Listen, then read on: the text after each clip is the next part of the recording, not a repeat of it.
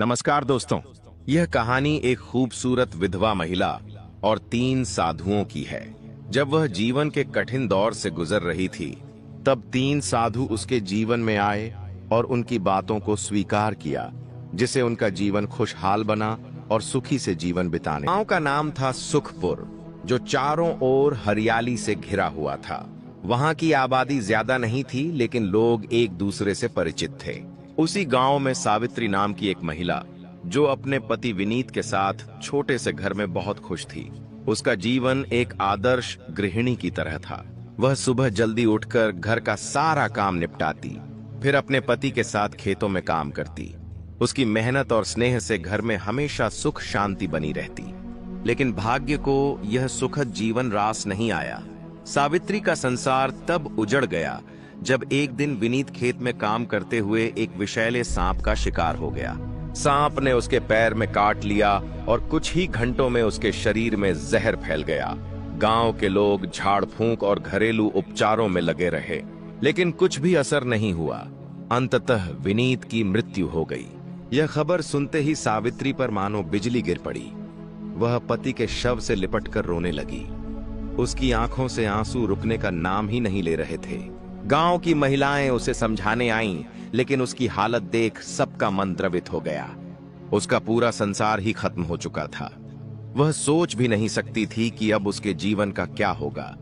उसकी दुनिया का केंद्र ही छिन गया था। पति की मृत्यु के बाद सावित्री के लिए दुनिया पूरी तरह बदल गई। पहले जो रिश्तेदार और पड़ोसी उसे सम्मान देते थे, वही अब उससे दूरी बनाने लगे। एक विधवा का जीवन कितना कठिन हो सकता है, यह अब उसे समझ में आने लगा था। गांव के कुछ लोगों ने उसे सहानुभूति दिखाई, लेकिन अधिकतर लोगों ने उसे मनहूस मान लिया। अब वह अकेली थी, असहाय थी, और गांव में ऐसी मान्यता थी कि किसी स्त्री के विधवा होने का कारण केवल उसके पिछले जन्म के पाप होते हैं। गांव के कुछ अधेड़ पुरुष उसे घृणित नजरों से देखने लगे। पहले जो उसे सम्मान देते थे, अब वही उसे हवस की नजरों से घूरते। वे उसकी लाचारी का फायदा उठाने की कोशिश करते। एक दिन जब सावित्री अपनी जर्जर झोपड़ी के बाहर बैठी थी, तो उसने देखा कि गांव के बाहरी मार्ग पर 3 तेजस्वी ऋषि चले आ रहे थे। वे दीर्घ सफेद दाढ़ी और भगवा वस्त्र धारण किए हुए थे। उनके चेहरे पर दिव्य आभा थी और उनकी आंखों में अपूर्व शांति झलक रही थी। गांव वालों ने ऋषियों के आगमन की सूचना पाते ही उन्हें घेर लिया। सभी श्रद्धा से उनके चरणों में झुके और आशीर्वाद की याचना करने लगे। गांव के मुखिया ने विनम्र स्वर में प्रार्थना की, महाराज, कृपया कुछ समय के लिए हमारे गांव में ठहरें। हमें आपके आशीर्वाद और ज्ञान की अत्यंत आवश्यकता है। तीनों ऋषियों ने सहर्ष सहमति दे दी। तभी उनकी दृष्टि पास बैठी सावित्री पर पड़ी। उनमें से सबसे वृद्ध ऋषि ठहर गए। उन्होंने सावित्री को ध्यान से देखा और बोले, यह स्त्री अपार कष्ट से घिरी है, किंतु इसका भाग्य विलक्षण है। गांव वाले हतप्रभ रह गए। जिसे वे अभागिन और अपशगुनी मानते थे, उसके भाग्य को ऋषियों ने विशेष क्यों कहा? कुछ लोग संशय में पड़ गए, तो कुछ उत्सुकता से ऋषियों की बातों को समझने का प्रयत्न करने लगे। सावित्री स्वयं भी चकित थी। वर्षों से जिस समाज ने उसे हाशिए पर रखा था, आज उन्हीं के सामने एक ऋषि ने उसके भविष्य को असाधारण घोषित कर दिया था। उसके मन में असंख्य प्रश्न उठने लगे। ये ऋषि कौन है और मेरे भाग्य के विषय में ऐसा क्या देख लिया इन्होंने? क्या मेरा जीवन सच में बदलने वाला है?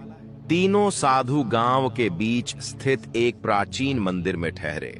यह मंदिर वर्षों से वीरान पड़ा था, लेकिन उनके आगमन से वहां एक नई ऊर्जा लौट आई। गांव वाले बड़ी श्रद्धा से उनके प्रवचन सुनने आने लगे, मगर सावित्री को मंदिर में प्रवेश करने की अनुमति नहीं थी।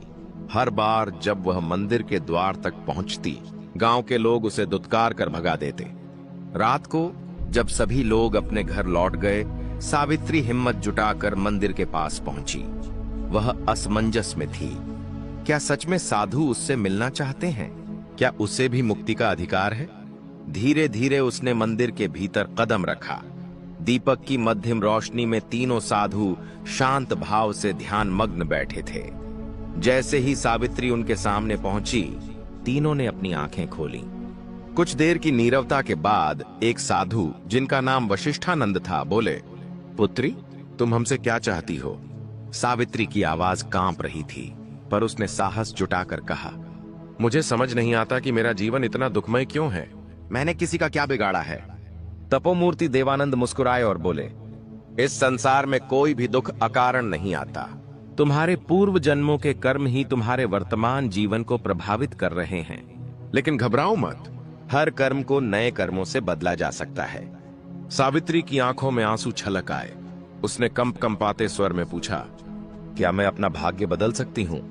ज्ञान साधक शरणानंद ने उत्तर दिया, मगर इसके लिए तुम्हें कठिन परीक्षाओं से गुजरना होगा। क्या तुम तैयार हो? सावित्री ने बिना किसी संकोच के उत्तर दिया, मैं हर परीक्षा के लिए तैयार हूं। वशिष्ठानंद ने गंभीर स्वर में कहा, कल सूर्योदय से पहले तुम गांव के बाहर वाले पीपल वृक्ष के पास आना, वहीं से तुम्हारी असली यात्रा आरंभ होगी। अगले दिन यह खबर पूरे गांव में जंगल की आग की तरह फैल गई। लोग अलग अलग अनुमान लगाने लगे। क्या ऋषि उसे कोई वरदान देंगे या कोई श्राप? कहीं यह स्त्री पूरे गांव के लिए संकट का कारण तो नहीं बन जाएगी? कुछ लोग उसे सहानुभूति से देख रहे थे, तो कुछ अब भी घृणा से। मगर सावित्री को इन बातों से कोई फर्क नहीं पड़ा। रात के समय वह गांव के बाहर जंगल के किनारे पहुंची। वहां पहले से ही तीनों साधु वशिष्ठानंद, देवानंद और शरणानंद खड़े थे। हवा में एक रहस्यमयी शांति थी। वशिष्ठानंद बोले, पुत्री, तुम्हें इस जंगल में पूरी रात अकेले बितानी होगी। यदि तुमने भय को पराजित कर लिया तो तुम पहली परीक्षा उत्तीर्ण कर लोगी। सावित्री का दिल जोर से धड़कने लगा। घना जंगल, अंधेरी रात और अनजान खतरे, यह सब सोचकर ही उसकी रीढ़ में सिहरन दौड़ गई। लेकिन उसने अपने भीतर के साहस को समेटा और हामी भर दी। तीनों साधु जंगल के अंधकार में लुप्त हो गए। अब वह बिल्कुल अकेली थी। जैसे जैसे रात गहराने लगी, जंगल का माहौल डरावना होता गया। सूखी पत्तियों की सरसराहट, उल्लुओं की भयंकर आवाजें और हवा में अजीब सी फुसफुसाहटें गूंजने लगीं। अचानक उसे महसूस हुआ कि कोई परछाई उसकी ओर बढ़ रही है। उसका दिल जोर जोर से धड़कने लगा। क्या यह कोई जंगली जानवर है या कोई आत्मा? उसके पैर कांपने लगे। एक पल को लगा कि वह भाग जाए, मगर तभी उसे शरणानंद की कही बात याद आई। यदि तुमने भय पर विजय पा ली तो तुम परीक्षा पास कर जाओगी। सावित्री ने अपनी आंखें बंद की, गहरी सांस ली और मन ही मन कहा, मुझे डरना नहीं चाहिए। मेरे साथ भगवान है। मेरा भय केवल मेरे भीतर है, बाहर कुछ नहीं। धीरे धीरे परछाई धुंधली होने लगीं और कुछ ही क्षणों में विलीन हो गई। जंगल अब भी रहस्यमय था, मगर सावित्री के भीतर का भय जैसे झलकर राख हो गया था। पूरी रात वह अपने डर से जूझती रही, लेकिन हर बार उसने अपने मन को शांत किया, अपने भीतर की रोशनी को जलाए रखा। सुबह की पहली किरण के साथ सावित्री ने राहत की सांस ली। जब वह उठी तो महसूस हुआ जैसे उसने कोई नया जन्म लिया हो। कुछ ही क्षणों में तीनों साधु उसके सामने आ खड़े हुए।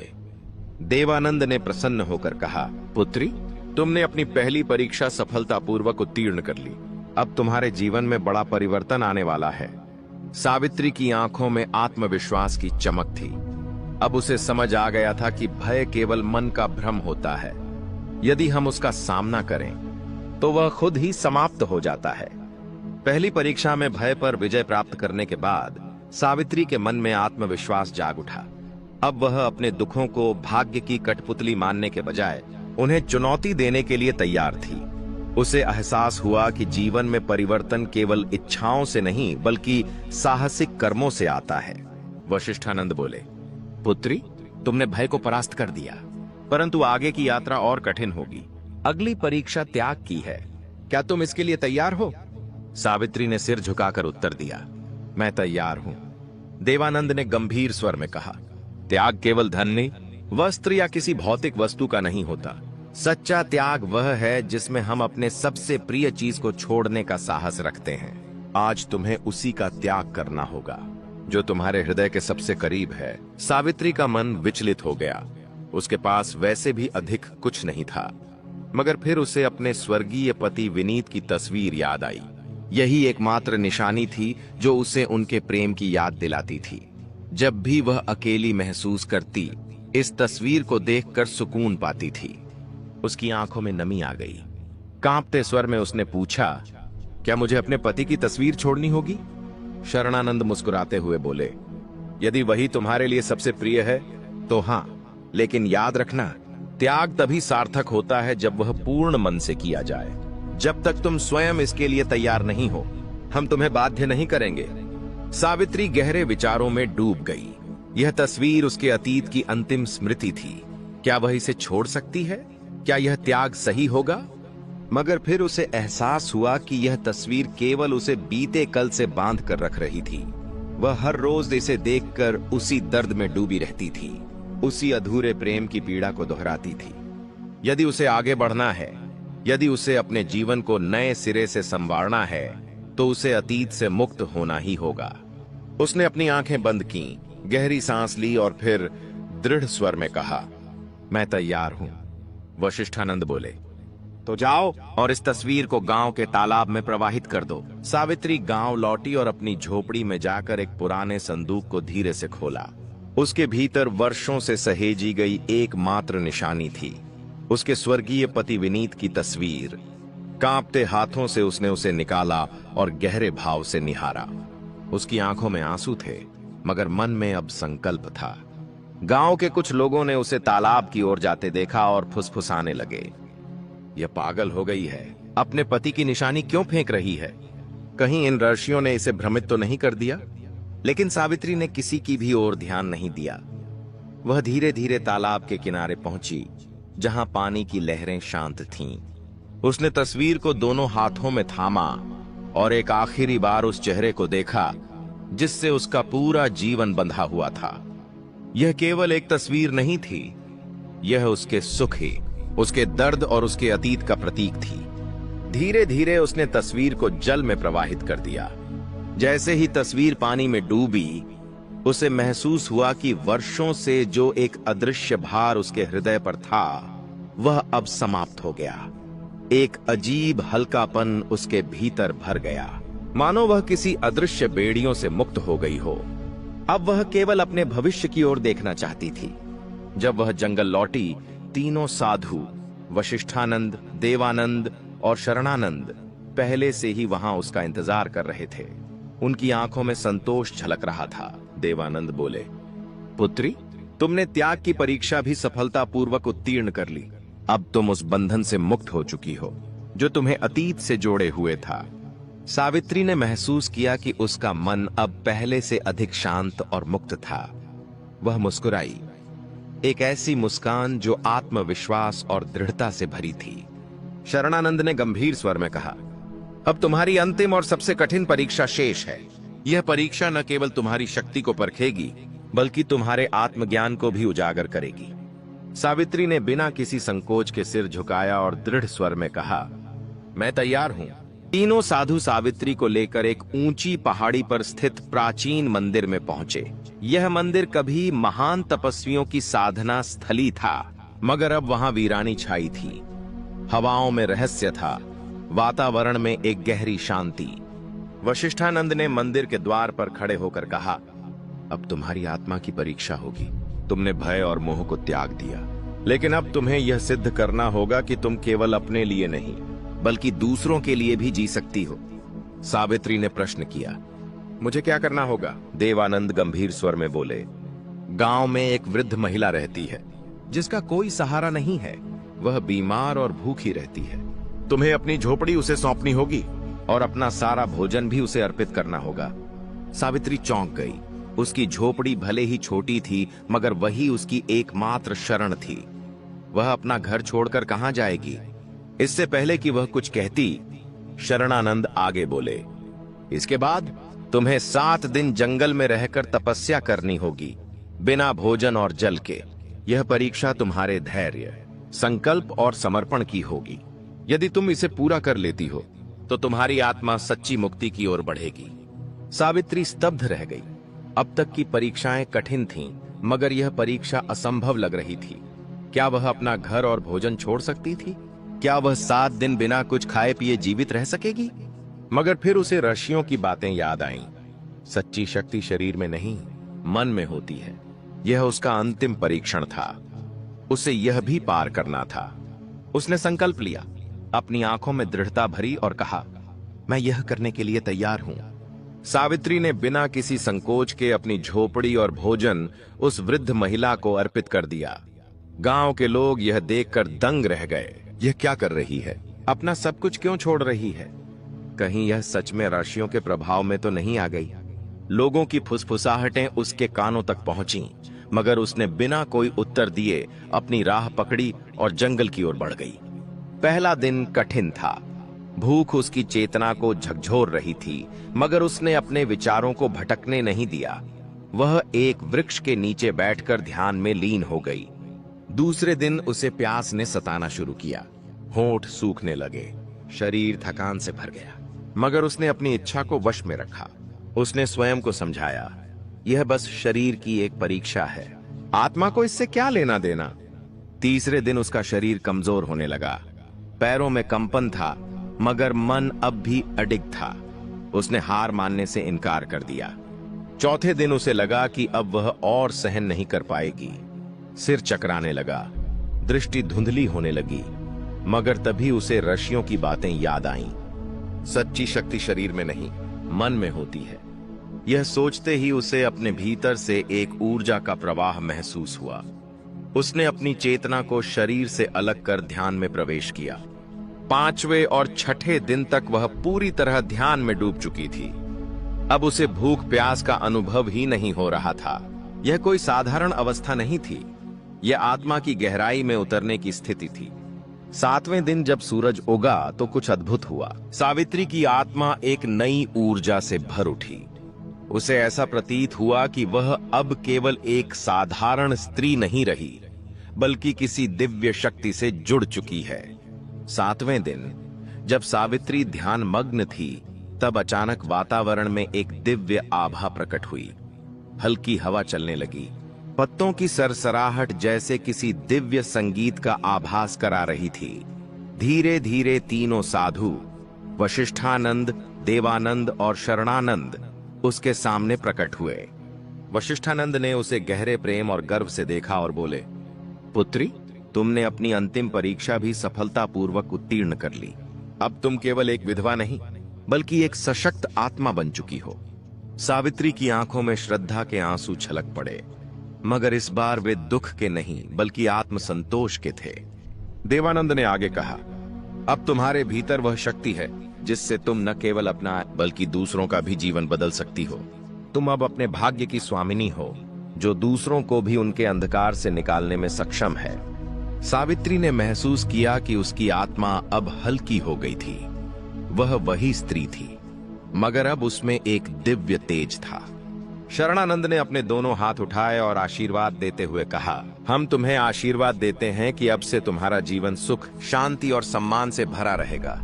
तुम्हारा यह तपस्या केवल तुम्हारे लिए नहीं थी, बल्कि यह पूरे संसार के लिए एक संदेश है कि हर आत्मा में असीम शक्ति है, बस उसे पहचानने की आवश्यकता है।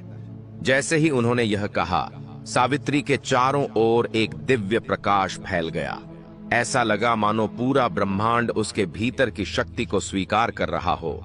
सावित्री ने धीरे धीरे अपनी आंखें खोलीं। अब वह पहले से अधिक तेजस्वी, अधिक शांत और अधिक सशक्त महसूस कर रही थी। वह अब केवल एक साधारण स्त्री नहीं रही, वह एक प्रेरणा बन चुकी थी। जब सावित्री गांव लौटी तो लोग उसे देखकर चकित रह गए। वह अब पहले जैसी नहीं थी। उसकी चाल में आत्मविश्वास था, उसकी आंखों में अद्भुत तेज था और उसके मुखमंडल पर शांति की दिव्य आभा झलक रही थी। वह अब कोई तिरस्कृत विधवा नहीं थी, बल्कि एक तेजस्वी, आत्मनिर्भर और सशक्त नारी थी। गांव के वही लोग जो कभी उसे अपशगुनी मानते थे, आज श्रद्धा से उसके चरणों में झुक रहे थे। उन्होंने उसे सम्मानित किया और अपने मार्गदर्शक के रूप में स्वीकार किया। अब वह केवल सावित्री नहीं थी, वह माता सावित्री बन चुकी थी। उसकी यात्रा अब एक नई दिशा में बढ़ चुकी थी, एक ऐसी दिशा जहां वह दूसरों के लिए प्रकाश बनकर उनका मार्गदर्शन करेगी। दोस्तों, यह कहानी हमें सिखाती है कि परिस्थितियां कितनी भी कठिन क्यों न हो, यदि हमारे भीतर साहस, आत्मसंयम और सेवा का भाव है, तो हम अपने भाग्य को स्वयं बदल सकते हैं। दोस्तों, मुझे उम्मीद है कि इस कहानी से आपको कुछ सीखने को मिला होगा। अगर वीडियो अच्छी लगी हो तो वीडियो को लाइक और कमेंट में जय माता दी अवश्य लिखें। हम आपसे मिलते हैं किसी और नई वीडियो में। तब तक के लिए अपना ख्याल रखना। जय माता दी।